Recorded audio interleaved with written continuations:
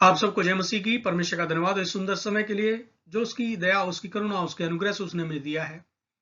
आज हम लोग अनंत जीवन क्या है इस विषय को, और साथ में क्या कोई व्यक्ति भले काम या धर्म के काम या धार्मिक कामों के द्वारा मनुष्य का उद्धार हो सकता है, इन दोनों विषयों को परमेश्वर के वचन और परमेश्वर की पवित्र आत्मा की सहायता से देखने और समझने का प्रयास करेंगे।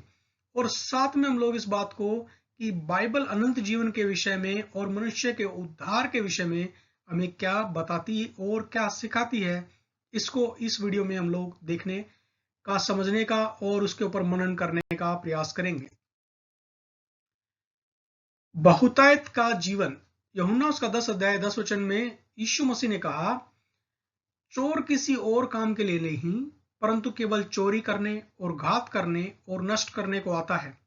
मैं इसलिए आया कि वे जीवन पाएं और बहुतायत से पाएं। तो यीशु मसीह जीवन देने के लिए आए और बहुतायत का जीवन देने का उन्होंने वायदा किया। लेकिन ये बहुतायत का जीवन का अर्थ क्या है? बहुतायत का जीवन का अर्थ है प्रचुर जीवन या भरपूरी का जीवन, जो यूहन्ना 10 अध्याय उसका 10 वचन के आखिरी हिस्से के अंदर हम लोग पाते हैं। बहुतायत या प्रचुर जीवन की परिभाषा क्या है? बाइबल में प्रचुर या भरपूरी का जीवन या बहुतायत का जीवन शब्द का प्रयोग किस प्रकार किया गया है? नए नियम में यह शब्द प्रचुर मात्रा या बहुतायत का जीवन का अर्थ है अत्यधिक। बहुतायत का अर्थ है अत्यधिक, बहुत अधिक, माप से परे, जिसको मापा ही ना जा सके। अधिक, एक मात्रा इतनी प्रचुर कि जो किसी की अपेक्षा या अनुमान से काफी अधिक हो। एक ऐसी मात्रा जिसका अनुमान लगाना भी असंभव हो। संक्षेप में, यीशु हमें हमारी कल्पना से भी कहीं बेहतर जीवन देने का वादा करता है। पहला कुरिन्थियों उसका 2 अध्याय उसके 9 वचन में हम लोग इस बात को पाते हैं। यीशु मसीह ने वहां पर एक वायदा किया जो प्रेरित पौलुस के द्वारा इस वचन को परमेश्वर के पवित्र आत्मा के द्वारा लिखवाया गया।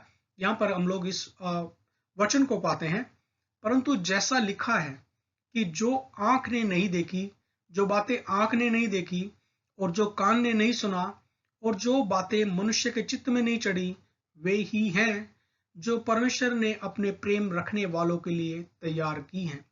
तो परमेश्वर ने आपके लिए, मेरे लिए और उन सब लोगों के लिए जो परमेश्वर से प्रेम करते हैं, उनके लिए ऐसा बहुतायत का जीवन का उसने अपने वचन में वादा किया है। बहुतायत का जीवन उसके लिए, और जो अन्य पर्यायवाची शब्द हैं उससे मिलते जुलते समान अर्थ वाले जो शब्द हैं वो है प्रचुर जीवन या भरपूरी का जीवन, और इसका अर्थ होता है शाश्वत जीवन भी, अनंत जीवन, अनादि जीवन, अविनाशी जीवन जिसका कभी नाश ना हो, सनातन, जो सदियों से है, सदियों तक था और सदियों तक बना रहे, नित्य, हमेशा हमेशा तक जो बना रहे, ऐसा जीवन जिसकी बाइबल हमें वायदा करती है। यीशु मसीह ने वायदा किया कि यीशु मसीह हमें जीवन देना चाहता है और बहुतायत का जीवन देना चाहता है। अनंत जीवन उस क्षण शुरू होता है जब हम यीशु मसीह के पास आते हैं और उससे अपना प्रभु और मुक्तिदाता या उद्धारकर्ता के रूप में ग्रहण करते हैं या प्राप्त करते हैं। और अनंत काल तक जो अनंत जीवन है वो अनंत काल तक चलता रहता है। अनंत जीवन की बाइबल में जो परिभाषा है वो स्वयं यीशु मसीह के द्वारा दी गई है, उसके द्वारा प्रदान की गई है। यीशु मसीह ने अनंत जीवन के विषय में कहा, यूहन्ना उसका 17 अध्याय उसके 3 वचन के अंदर हम लोग उस परिभाषा को पाते हैं। लेकिन हम लोग हमारी और समझ के लिए और कुछ वचनों को भी मैं पढ़ रहा हूं। यीशु ने ये बातें कही और अपनी आंखें आकाश की ओर उठाकर कहा, हे पिता, वह घड़ी आ पहुंची, अपने पुत्र की महिमा कर कि पुत्र भी तेरी महिमा करे, क्योंकि तूने उसको सब प्राणियों पर अधिकार दिया कि जिन्हें तूने उसको दिया है उन सब को वह अनंत जीवन दे। और अनंत जीवन की परिभाषा यहां पर बताई गई है, और अनंत जीवन यह है कि वे तुझ अद्वैत सच्चे परमेश्वर को और यीशु मसीह को जिसे तूने भेजा है जाने। तो अनंत जीवन के विषय में स्वयं यीशु मसीह ने बताया है कि यीशु मसीह को और परमेश्वर को जानना ही अनंत जीवन है। अब एक बहुत ही महत्वपूर्ण सवाल हमारे सामने उठता है जब हमने अनंत जीवन की परिभाषा को देखा कि यीशु मसीह को जानना और परमेश्वर को, सच्चे जीवित परमेश्वर को जानना ही अनंत जीवन है। तो एक सवाल है, वो सवाल ये है, क्या आप यीशु को जानते हो या यीशु के बारे में जानते हो? ये दोनों ही अलग अलग सवाल हैं। यीशु मसीह को जानना एक बात है और यीशु मसीह के बारे में जानना एक अलग बात है। यूहन्ना उसका 8 अध्याय 32 वचन में लिखा है, और तुम सत्य को जानोगे और सत्य तुम्हें स्वतंत्र करेगा। और यीशु मसीह ने अपने विषय में बोला, यूहन्ना उसका 14 अध्याय 6 वचन, यीशु ने उससे कहा, मार्ग और सत्य और जीवन मैं ही हूं, बिना मेरे द्वारा कोई पिता के पास नहीं पहुंच सकता। तो जो दो सवाल हैं, क्या आप यीशु को जानते हो? कई बार हम लोग बहुत सारे लोगों से सुनते हैं, अन्य जाति लोगों से भी इस बात को सुनते हैं। वो लोग बोलते हैं यीशु मसीह जो है वो मसीह लोगों का या ईसाई लोगों का ईश्वर है, उनका परमेश्वर है, लेकिन वो यीशु के बारे में जानते हैं, यीशु को नहीं जानते हैं। और बहुत बार जो मसीह लोग भी हैं वो यीशु मसीह को सही तरीके से नहीं जानते हैं। तो इस वीडियो में हम लोगों का, मेरा उद्देश्य ये भी है कि हम लोग यीशु मसीह को सही तरीके से जानें। और यीशु मसीह को सही तरीके से जानने का क्या अर्थ है? यीशु को जानने का अर्थ है परमेश्वर के वचन को जानना। अगर आप यीशु मसीह के वचन को जानते हैं तो आप यीशु मसीह को जानते हैं। बहुत सारे मसीह लोग ऐसे हैं जो रविवार के दिन कलीसिया के अंदर जाते हैं, लेकिन उनके हाथ में बाइबल नहीं होती, वो बाइबल के बिना जाते हैं। तो बाइबल अगर आपके पास में नहीं है और बाइबल अगर आपकी जीवन शैली में नहीं है, अगर आप दिन प्रतिदिन हर दिन अगर आप बाइबल नहीं पढ़ते हैं, तो जो पहला हमने सवाल पूछा था, आप हो सकता है यीशु मसीह के बारे में जानते हो लेकिन यीशु मसीह को नहीं जानते होंगे। तो यीशु मसीह को जानना है तो उसके वचन को जानना जरूरी है। यहाँ यूहन्ना उसका पहला अध्याय उसके 1 से 4 वचन में आपके लिए पढ़ रहा हूं, क्योंकि आदि में वचन था और वचन परमेश्वर के साथ था और वचन परमेश्वर था, यही आदि में परमेश्वर के साथ था। सब कुछ उसी के द्वारा उत्पन्न हुआ और जो कुछ उत्पन्न हुआ है उसमें से कोई भी वस्तु उसके बिना उत्पन्न न हुई। उसमें जीवन था और वह जीवन मनुष्यों की ज्योति था। और जितनी बार भी हम लोग इस बात को देखते हैं, वचन के द्वारा ही परमेश्वर ने सारी सृष्टि को बनाया। और ये वचन कौन है? ये वचन स्वयं यीशु मसीह है। तो हम जितना यीशु मसीह को जानेंगे उसके वचन के द्वारा, उतना हम लोग परमेश्वर को जानेंगे और अनंत जीवन हमारे पास होगा। आजकल हम लोग देखते हैं कि अनंत के बारे में बहुत सारे, जो हमारे आसपास भी इस अनंत के विषय में हम लोग बहुत सारे साइंस को देखते हैं, बहुत सारे ऐसे चिन्ह को देखते हैं। अनंत का मतलब है इन्फिनिटी, इंग्लिश में उसको बोला जाता है। इन्फिनिटी का अर्थ होता है जिसका कोई अंत ना हो। और इसके लिए ये साइन हम लोग देखते हैं, जो इसको हम 8 अंक बोल सकते हैं। आप इसको बनाते रहिए, कभी भी खत्म नहीं होगा। जिसको अनंत के लिए इस चिन्ह को, अनंत को दर्शाने के लिए चिन्ह इस्तेमाल किया जाता है। यह गणित और दर्शन में एक कॉन्सेप्ट है जो ऐसी राशि को कहते हैं जिसकी कोई सीमा न हो या अंत न हो। अनंत शब्द का अंग्रेजी प्राय इन्फिनिटी, लैटिन भाषा के इन या अन और फिनिश, अनफिनिश यानी अंत की संधि है, एक ऐसा काम जो समाप्त ना हुआ हो। हम लोग जानते हैं कि हर एक मनुष्य की एक जन्म की तिथि होती है, एक उसका बर्थडे होता है जिस दिन वो इंसान पैदा हुआ, और एक उसकी मृत्यु की तारीख होती है।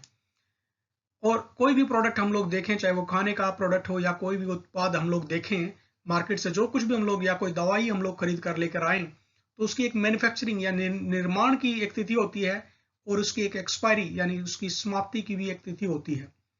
लेकिन मानव इतिहास में यीशु मसीह के जन्म को हम लोग जानते हैं। यीशु मसीह 2023 साल पहले इस दुनिया के अंदर यीशु मसीह पैदा हुए। उनके जन्म के जो 25 दिसंबर को उनका जन्म के दिन को मनाया जाता है। और उसके बाद हम लोग ये बात को जानते हैं, यीशु मसीह कल्वरी क्रूस पर उनकी मृत्यु हुई और मुर्दों में से तीसरे दिन वो जी उठे। उसके बाद 40 दिन तक अपने चेलों के साथ वो जीवित रहे, उनके साथ उन्होंने खाना खाया और उनके साथ उन्होंने बातचीत की, अपनी शिक्षा को उनको दिया और उसके बाद वो जीवित स्वर्ग में उठा लिए गए।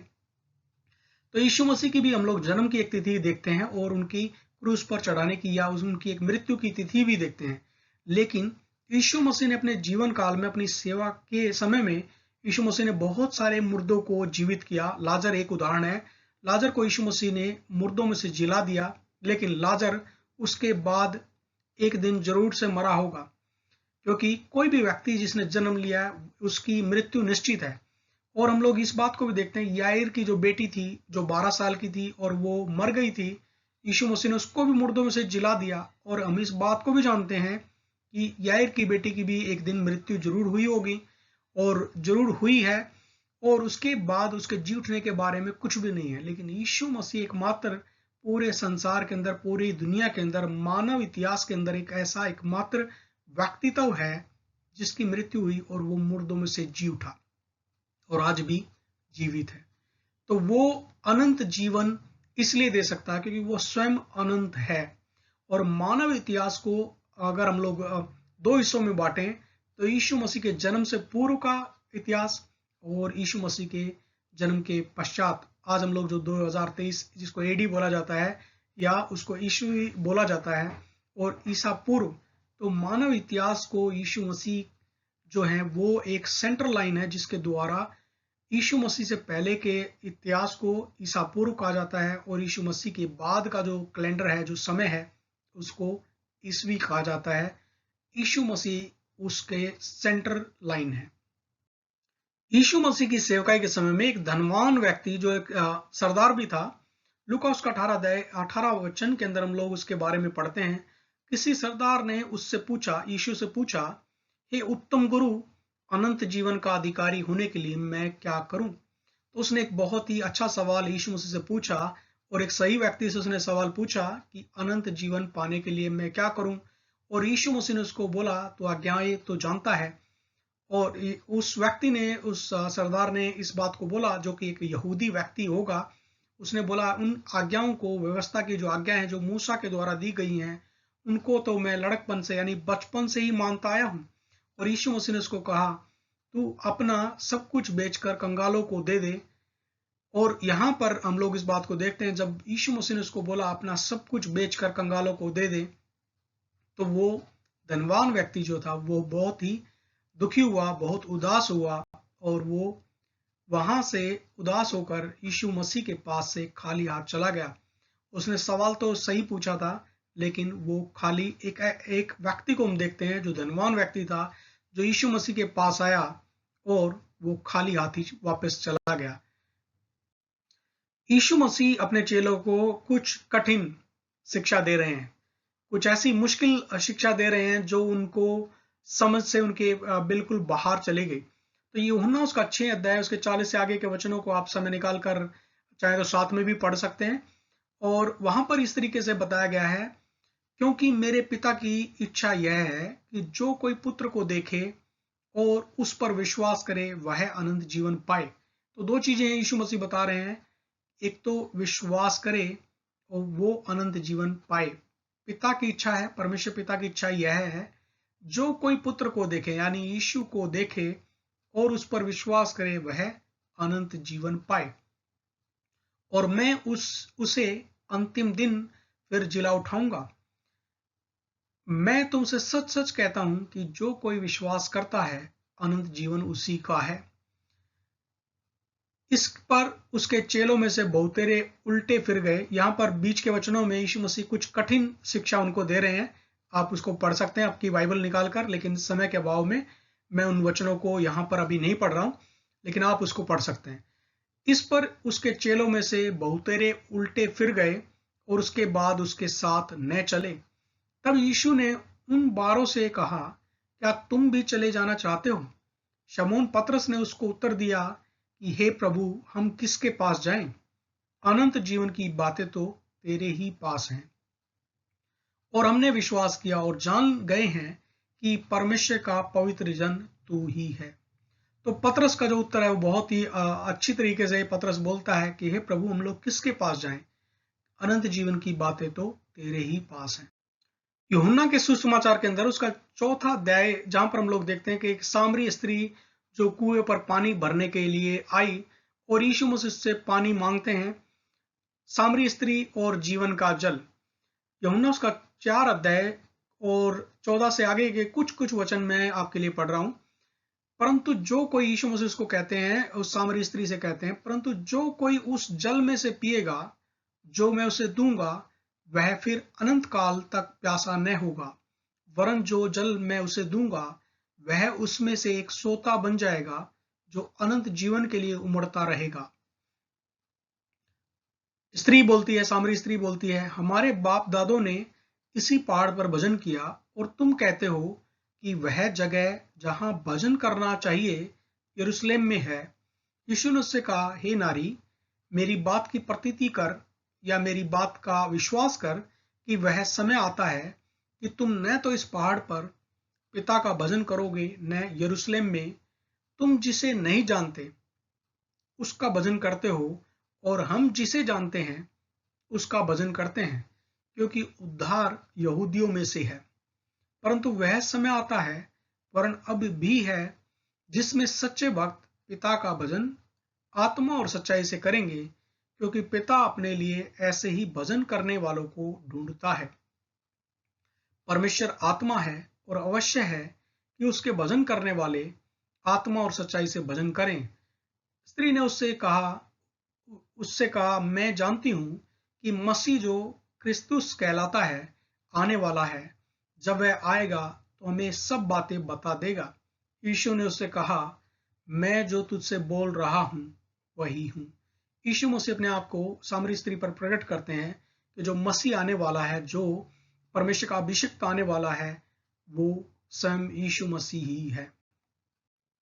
उत्पत्ति उसका 2 अध्याय 9 वचन के अंदर हम लोग इस बात को पाते हैं कि परमेश्वर यहोवा ने जब अदन की वाटिका में आदम और हव्वा को रखा, तो वहां पर हम लोग इस बात को पाते हैं, उत्पत्ति उसका 2 अध्याय 9 वचन, और यहोवा परमेश्वर ने भूमि से सब भांति के वृक्ष जो देखने में मनोहर और जिनके फल खाने में अच्छे हैं उगाए, और वाटिका के बीच में जीवन के वृक्ष को और भले या बुरे के ज्ञान के वृक्ष को भी लगाया। तो वाटिका के बीच के अंदर या सेंटर के अंदर परमेश्वर यहोवा ने 2 अलग अलग पेड़ों को लगाया था। हम लोग इस बात को भली भांति जानते हैं। तो जीवन का वृक्ष भी वहीं पर था और भले या बुरे के ज्ञान के वृक्ष भी वहीं पर था। उत्पत्ति उसका 3 अध्याय 22 वचन, फिर यहोवा परमेश्वर ने कहा, मनुष्य भले बुरे का ज्ञान पाकर हम में से एक के समान हो गया है, इसलिए अब ऐसा ना हो कि वह अब हाथ बढ़ाकर जीवन के वृक्ष का फल भी तोड़ के खा ले और सदा जीवित रहे। तो हम लोग इस बात को जानते हैं कि परमेश्वर ने एक आज्ञा दी थी कि उसको भले या बुरे के ज्ञान के वृक्ष को नहीं, उसके फल को नहीं खाना है, और हव्वा ने उस फल को खाया और आदम को भी खिला दिया, जिसकी वजह से संपूर्ण मानव जाति के अंदर पाप आया और परमेश्वर से वो हमेशा के लिए अलग हो गए। आत्मिक मृत्यु उनके जीवन में आ गई और उनको अदन की वाटिका से बाहर निकलना पड़ा। जो अधिकार परमेश्वर ने उनको दिया था वो अधिकार उन्होंने खो दिया। जो महिमा परमेश्वर ने उनको दी थी वो महिमा उन्होंने खो दी और परमेश्वर के साथ संबंध हमेशा के लिए उनका टूट गया। तो यहाँ पर 2 वृक्ष हम लोग देखते हैं, एक है जीवन का वृक्ष और दूसरा है भले या बुरे के ज्ञान के वृक्ष को। तो परमेश्वर ने शुरुआत से ही दोनों वृक्ष को वहां पर लगा कर रखा था। और जो दूसरा वृक्ष जो जीवन का वृक्ष है, बाइबल के जो विद्वान है वो बताते हैं वो यीशु मसीह को रिप्रेजेंट करता है, यीशु मसीह को दर्शाता है, और इसीलिए उसको बाहर निकाल दिया गया था कि ऐसा ना हो कि वो जीवन के वृक्ष के जो फल है उसको भी खा ले और सदा तक परमेश्वर से अलग रहकर वो आत्मिक रूप से परमेश्वर से सदा काल तक अलग हो जाए। इसीलिए परमेश्वर ने उसको अदन की वाटिका से बाहर निकाल दिया, ताकि मनुष्य जो भटक गया है, मनुष्य जो जिसके जीवन में श्राप आ गया, मृत्यु आ गई, वो यीशु मसीह के द्वारा फिर से परमेश्वर के साथ उसके संबंध को स्थापित किया जाए। तो अदन की वाटिका में परमेश्वर ने जीवन का जो वृक्ष और भले और बुरे के ज्ञान का वृक्ष जो दोनों लगाए थे, वो जीवन का वृक्ष कोई और नहीं, वो स्वयं यीशु मसीह है। जीवन का वृक्ष जो है वो यीशु मसीह के प्रतीक के रूप में हम लोग अदन की वाटिका में देखते हैं। यहाँ पर हम लोग देखते हैं कि क्या धर्म के कामों से मनुष्य का उद्धार हो सकता है। यशायाह उसका 64 अध्याय 6 वचन, हम तो सब के सब अशुद्ध मनुष्य के से हैं और हमारे धर्म के काम सब के सब मैले चित्रों के समान हैं। हम सब के सब पत्ते की नाई मुरझा जाते हैं और हमारे अधर्म के कामों ने हमें वायु की नाई उड़ा दिया है। तो मनुष्य के कितना भी अच्छे वो काम करे, कितने भी धर्म के काम करे, धार्मिक काम करे, बाइबल उनको बताती है वो मैले चितड़ों के समान है। क्या भले कामों से उद्धार हो सकता है?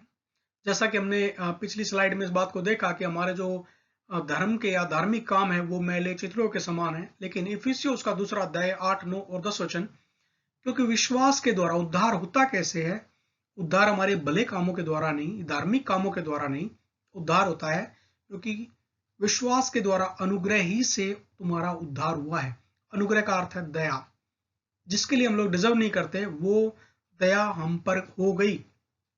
परमेश्वर ने हम पर दया की और मनुष्य ने क्या किया? विश्वास किया यीशु मसीह के ऊपर और परमेश्वर ने दया उसके जीवन में की, उसके द्वारा हमारा उद्धार हुआ है।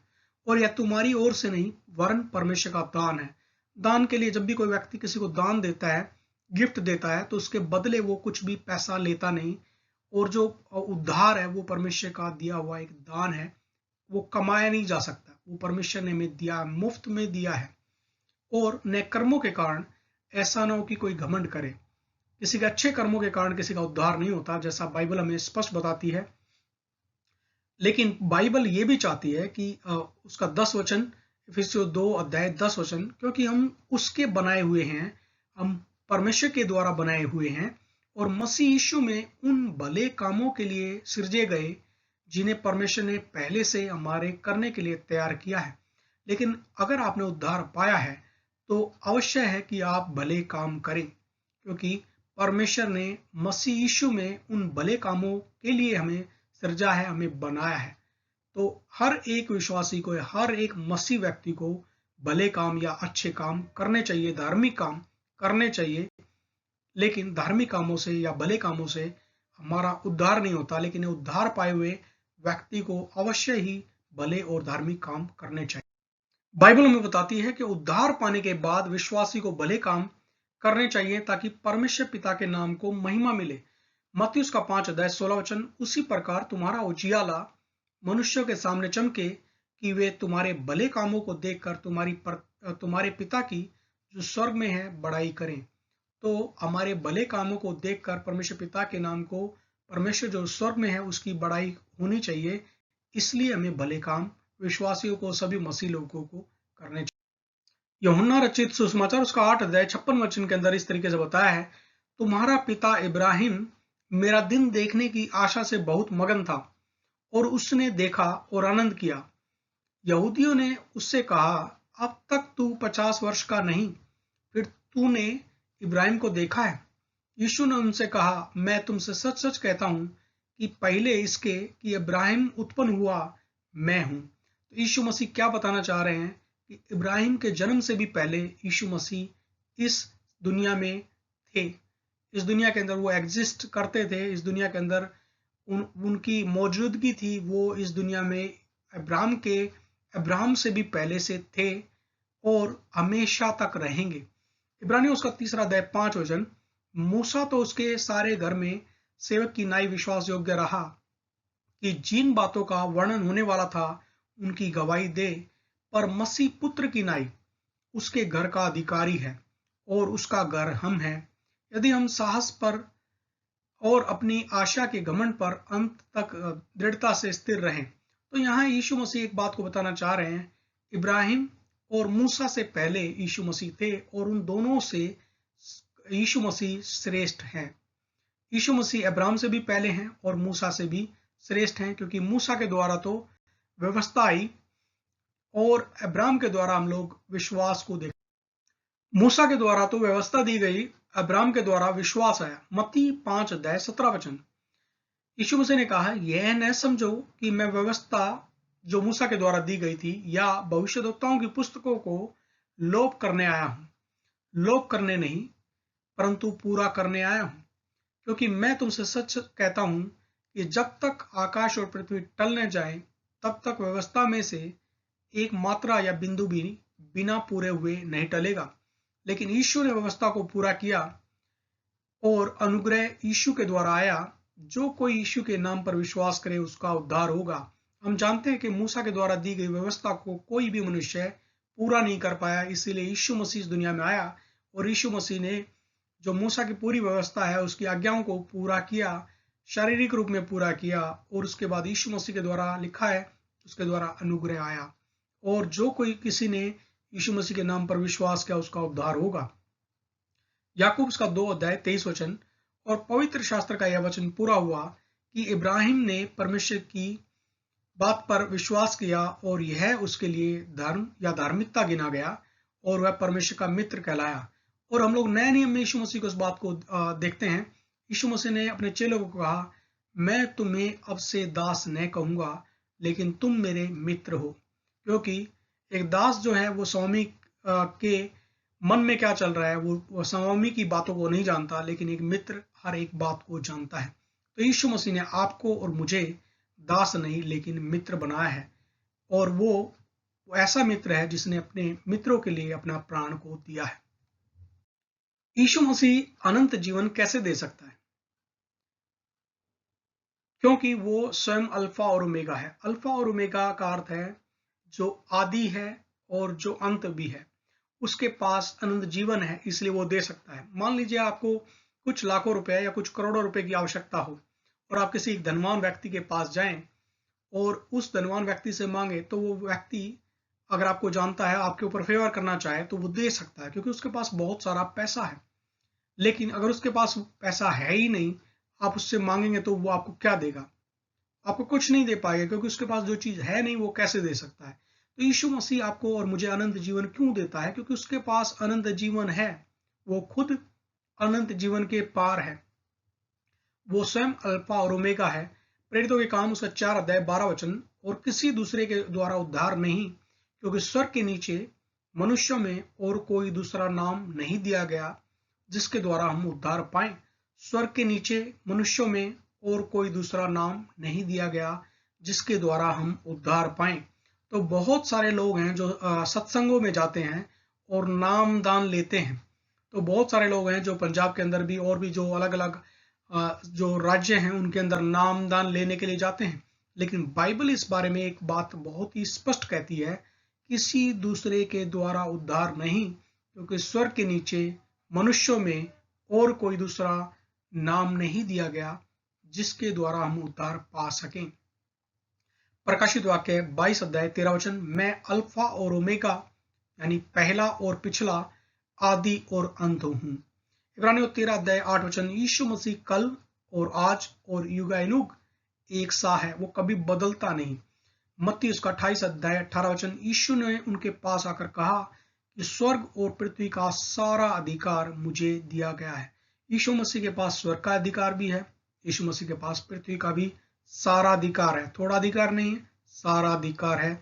इसलिए और यीशु मसीह के पास मृत्यु के ऊपर भी अधिकार है, इसलिए तो वो मुर्दों में से तीसरे दिन जी उठा और वो स्वर्ग में उठा लिया गया।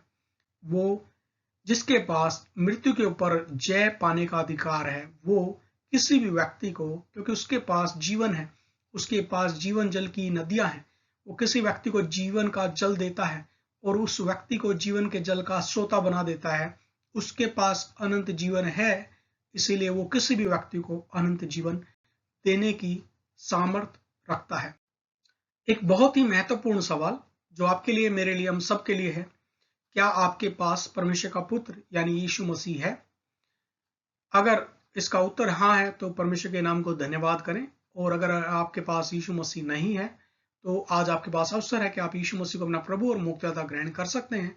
या आपके परिवार में, करीबी रिश्तेदार में कोई यीशु मसीह उनके पास नहीं है तो आप इस वीडियो को उनके साथ शेयर कर सकते हैं, ताकि वो लोग भी यीशु मसीह को जान सकें, यीशु मसीह के वचन को जाने और उनके पास भी यीशु मसीह का अनंत जीवन उनको भी मिल सके। पहला यूहन्ना उसका 5 अध्याय में प्रेरित यूहन्ना इस तरीके से लिखता है 11 वचन। और वह गवाही यह है कि परमेश्वर ने हमें अनंत जीवन दिया है और यह जीवन उसके पुत्र में है। पुत्र यानी यीशु मसीह में है। जिसके पास पुत्र है, जिसके पास यीशु मसीह है, उसके पास जीवन है। और जिसके पास परमेश्वर का पुत्र नहीं, यानी जिसके पास परमेश्वर का पुत्र यीशु नहीं, उसके पास जीवन भी नहीं है। मैंने तुम्हें जो परमेश्वर के पुत्र के नाम पर विश्वास करते हो इसलिए लिखा है कि तुम जानो कि अनंत जीवन तुम्हारा है। अब यहाँ पर कुछ लोग ऐसे भी हो सकते हैं जो जन्म से मसीह परिवारों में पैदा हुए, लेकिन उन्होंने यीशु को अपना प्रभु और मुक्तिदाता कभी ग्रहण नहीं किया।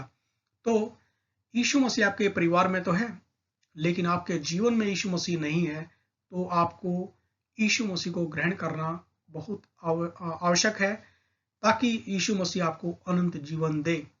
आप यीशु के नाम पर हो सकता है विश्वास कर रहे हो, आपको हो सकता है कलीसिया में भी जा रहे हो, लेकिन अगर आपने यीशु को अपना प्रभु और मुक्तिदाता करके ग्रहण नहीं किया और अपने पापों से पश्चाताप नहीं किया, तो यीशु मसीह आपके हृदय में नहीं, आपके जीवन में नहीं, और जीवन में नहीं तो आपके पास अनंत जीवन नहीं है।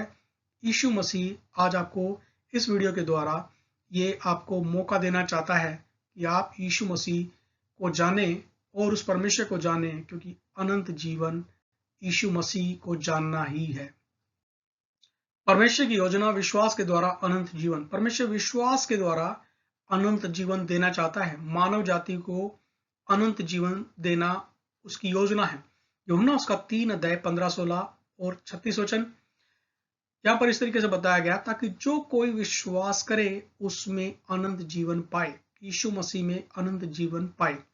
क्योंकि परमेश्वर ने जगत से ऐसा प्रेम रखा कि उसने अपना इकलौता पुत्र यानी यीशु मसीह दे दिया, ताकि जो कोई उस पर विश्वास करे यानी यीशु मसीह पर विश्वास करे वह नाश ना हो परंतु अनंत जीवन पाए। जो पुत्र पर यानी यीशु मसीह पर विश्वास करता है अनंत जीवन उसका है, परंतु जो पुत्र की नहीं मानता यानी यीशु की नहीं मानता वह जीवन को या अनंत जीवन को नहीं देखेगा, परंतु परमेश्वर का क्रोध उस पर रहता है। हमें अनंत जीवन पाने के लिए क्या करना है? हमने 3 लोगों के विषय में इस वीडियो के अंदर देखा। एक जो है धनवान सरदार जो यीशु मसीह के पास आया, उसने एक सवाल पूछा, हे उत्तम गुरु, मैं अनंत जीवन पाने के लिए क्या करूं? लेकिन निराश होकर चला गया और अनंत जीवन उसको नहीं मिला। दूसरा पतरस इस बात का उत्तर देता है, हे प्रभु, तुझे छोड़ हम कहाँ जाएं? अनंत जीवन की बातें तो तेरे ही पास हैं। तीसरा सामरी स्त्री, जब उस स्त्री ने कहा, हे प्रभु, वो जीवन का जल मुझे दे ताकि मैं बार बार प्यासी ना रहूं और ना यहाँ कुएं पर पानी भरने के लिए आऊं। तो यीशु मसीह के पास अनंत जीवन है, वो आपको अनंत जीवन देना चाहता है।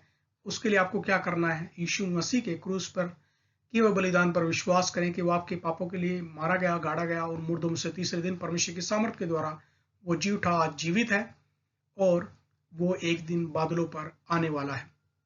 प्रतिदिन प्रार्थना करें, यीशु को जानना है, उसके वचन बाइबल का नियमित रूप से अध्ययन करें, नियमित रूप से अन्य विश्वासियों के साथ संगति करें, कलीसिया में नियमित भाग लें और परमेश्वर के उपकारों के लिए धन्यवाद करें, आराधना करें और स्तुति करते रहें और परमेश्वर पिता के नाम को महिमा देते रहें आपके अपने जीवन के द्वारा और भले कामों के द्वारा। अगर आपको इस वीडियो से आशीष मिली है तो और आप ऐसी वीडियो पाना चाहते हैं तो YouTube चैनल को लाइक, शेयर, सब्सक्राइब करना ना भूलें।